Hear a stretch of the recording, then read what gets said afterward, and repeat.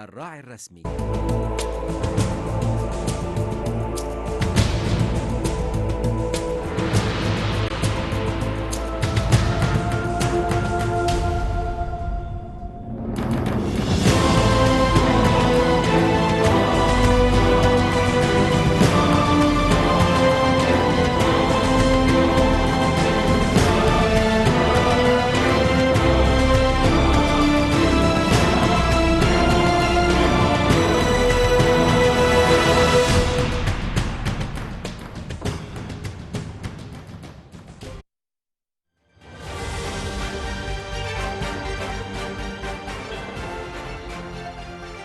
مساء الخير، اهلا بيكم معانا وحلقه جديده ومباشر من مصر واسره يوم الثلاث. زي ما احنا متعودين كل ثلاث بكون معاكم مريم بدر وزميل مجدي درباله. ان شاء الله مجدي هيكون معانا في الحلقات القادمه.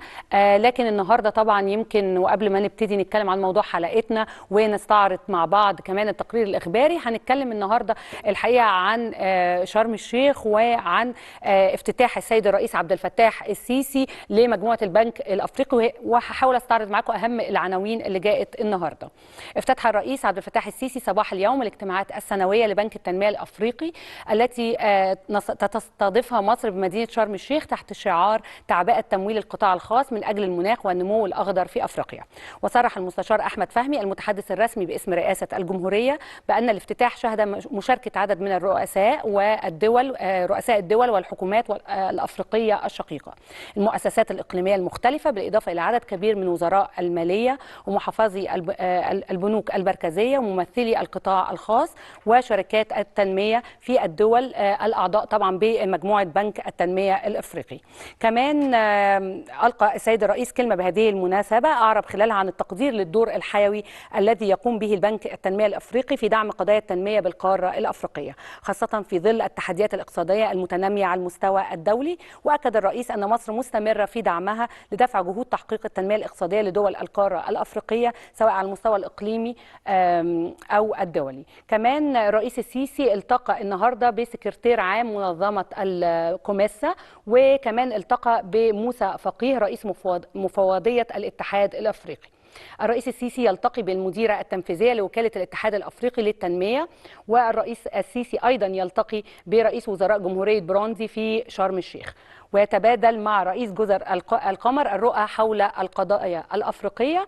كمان رئيس الوزراء التقى بوزيرة التنمية الاجتماعية والأسر القطرية. أنا شايفة أنه طبعا النهاردة وفي ظل هذا الاجتماع في الكثير من الاجتماعات والكثير من اللقاءات، وأكيد هتكون كلها لقاءات مثمرة جدا. أكيد هنتابع خلال مباشر من مصر وحلقات الأسبوع كل ما يحدث في هذه الاجتماعات الخاصة بمجموعة البنك الأفريقي للتنمية بشرم الشيخ. قبل ما نشوف تقريرنا الإخباري، كمان موضوعنا النهاردة موضوع هام، هنتكلم الحقيقة عن جزئية يمكن اتكلمنا أو ملف مهم جدا اتكلمنا فيه كثيرا، وهو ملف شبكة الطرق الحديثة التي قامت بها مصر. والحقيقة دي من أهم الملفات اللي شكلت الدولة قوية اقتصاديا لازم نبتدي دايما بشبكة الطرق. فعشان كده هنتكلم النهاردة عن أهم المشروعات التي أنجزتها الدولة وقد إيه كان ليها تأثير كبير الحقيقة على الاقتصاد المصري. وهينورني في الاستوديو الأستاذ الدكتور حسن مهدي أستاذ الطرق والنقل بكلية الهندسة جامعة عين شمس. لكن اسمحوا لي في البداية بس نشوف تقريرنا الإخباري وأهم الأخبار اللي حدثت في مصر والعالم، وبعدين نبتدي مع بعض حلقتنا، فانتظرونا.